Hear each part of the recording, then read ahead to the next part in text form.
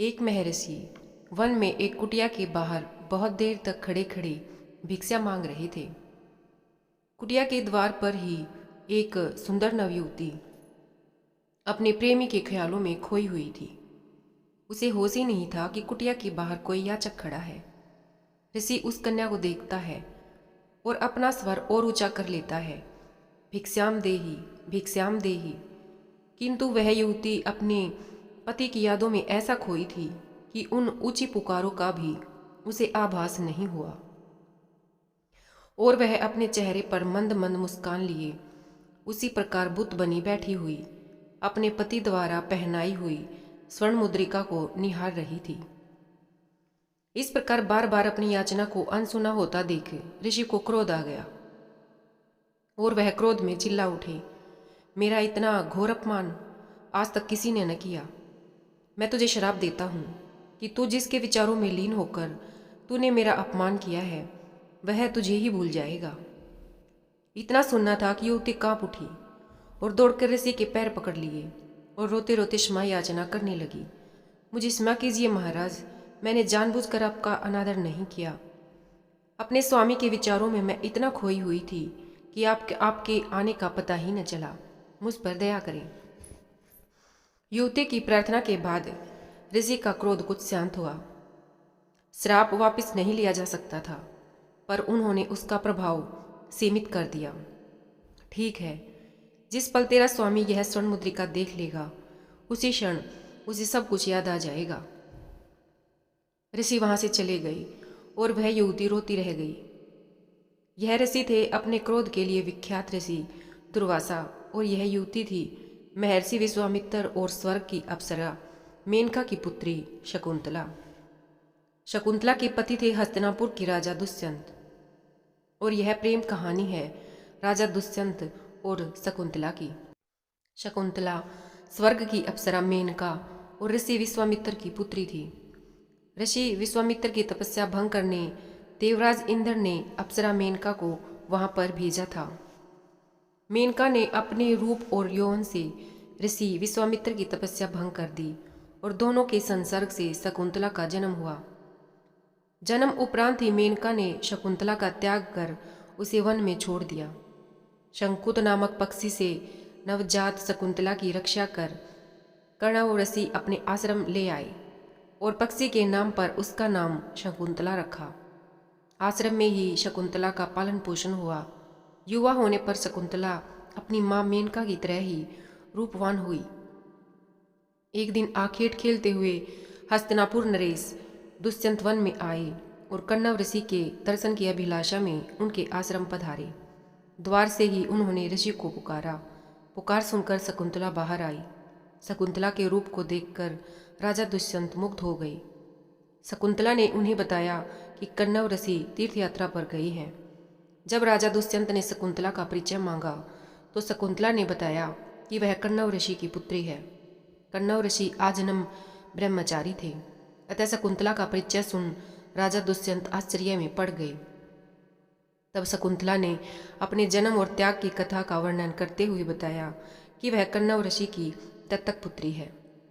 राजा दुष्यंत शकुंतला पर मोहित हो गई और उसके प्रेम में पड़ गई। इधर शकुंतला ने भी उन्हें अपना हृदय अर्पित कर दिया। इसलिए जब राजा ने उसके समक्ष विवाह प्रस्ताव रखा तो उसने स्वीकार कर लिया। वन में ही दोनों का गंधर्व विवाह हुआ। विवाह के उपरांत कुछ समय तक राजा दुष्यंत शकुंतला के साथ आश्रम में ही रहे, किंतु राजपाट के दायित्व के कारण उन्हें राजमहल लौटना था। उन्हें शकुंतला को वचन दिया कि कण्व ऋषि के लौटने पर वह उसे विदा कर महल ले जाएंगे। प्रेम के प्रतीक स्वरूप उन्होंने शकुंतला को स्वर्ण मुद्रिका प्रदान की और हस्तिनापुर लौट आए। इस बीच एक दिन कण्व ऋषि के आश्रम में दुर्वासा ऋषि पधारे और पुकार लगाई। राजा दुष्यंत के विचारों में खोई शकुंतला उनकी पुकार सुन न पाई, जिसे दुर्वासा ऋषि ने अपना अपमान समझ लिया और शकुंतला को वह कठोर श्राप दे दिया। समय व्यतीत हुआ और कण्व ऋषि तीर्थ से आश्रम लौट आए। उनके वापस आने के पूर्व ही शकुंतला गर्भवती हो चुकी थी। उसने कण्व ऋषि को राजा दुष्यंत और स्वयं के साथ जो भी घटित हुआ वह कह सुनाया। कण्व ऋषि उससे बोले, विवाहित कन्या का अपने पिता के पास रहना उचित नहीं है, उसे अपने पति के घर जाना चाहिए। और उन्होंने एक शिष्य के साथ शकुंतला को राजा दुष्यंत के पास भिजवा दिया। हस्तिनापुर जाने के मार्ग में राजा दुष्यंत द्वारा शकुंतला को दी हुई स्वर्ण मुद्रिका पानी पीते हुए सरोवर में गिर पड़ी और एक मछली द्वारा निगल ली गई। जब शकुंतला राजमहल पहुंची तो राजा दुष्यंत ने उसे पहचानने से इनकार कर दिया। दुर्वासा ऋषि के श्राप के कारण राजा दुष्यंत उसे भूल गए थे। ऐसा मत कहिए स्वामी, मैं आपकी शकुंतला, अग्निदेव को साक्षी मानकर आपने मेरा वरण किया था। आप इस प्रकार मुझे भूल कैसे सकते हैं। किंतु राजा दुष्यंत को कुछ भी याद नहीं आया और वे विनम्रता से शकुंतला को पहचानने और अपनाने से इनकार करते रहे। तो शकुंतला आवेश में बोली, ठीक है, मुझे नहीं पहचानते तो न ही सही, पर इस मुद्रिका का तो अवश्य ही पहचानते होंगे जो आपने मुझे विवाह के समय पहनाई थी। ऐसा कहकर शकुंतला ने अपनी उंगली दिखाई पर उसे झटका लगा जब उसने देखा कि उंगली में अंगूठी तो है ही नहीं। शकुंतला के पास अब कोई चारा नहीं था। बिन ब्याही माँ का जीवन जीने से कहीं बेहतर उसे मर जाना लगा। वह आत्महत्या करने को निकल पड़ी। शकुंतला की माता मेनका स्वर्ग से उतर कर आई और उसे अपने साथ ले गई। शकुंतला को कश्यप ऋषि के आश्रम में छोड़कर वह वापस इंद्रलोक लौट गई। कश्यप ऋषि के आश्रम में ही शकुंतला ने एक सुंदर बालक को जन्म दिया। इधर कई दिनों के बाद शकुंतला को भूल चुके राजा दुष्यंत को एक दिन एक मछुआरे ने एक स्वर्ण मुद्रिका लाकर दी। वह स्वर्ण मुद्रिका मछुआरे को उस मछली के पेट में से मिली थी जिसने वह मुद्रिका निगल ली थी। राजचिन्ह देखकर मछुआरा उसे राजा को लौटाने आया था। मुद्रिका देखते ही राजा दुष्यंत की याददाश्त वापिस आ गई और उन्हें शकुंतला के बारे में सब स्मरण हो गया। वे तुरंत ऋषि कण्व के आश्रम पहुंचे, पर जब शकुंतला वहां नहीं मिली तो उन्होंने तुरंत सैनिकों को शकुंतला को ढूंढने भेजा, किंतु वे उसे ढूंढ न सके। राजा दुष्यंत बेहद उदास और दुखी रहने लगे। उन्होंने कभी विवाह नहीं करने का प्रण लिया और शकुंतला की याद में जीवन काटने का निर्णय ले लिया।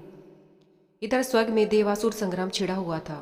देवराज इंद्र के निमंत्रण पर राजा दुष्यंत उनकी सहायता हेतु इंद्र की नगरी अमरावती गई।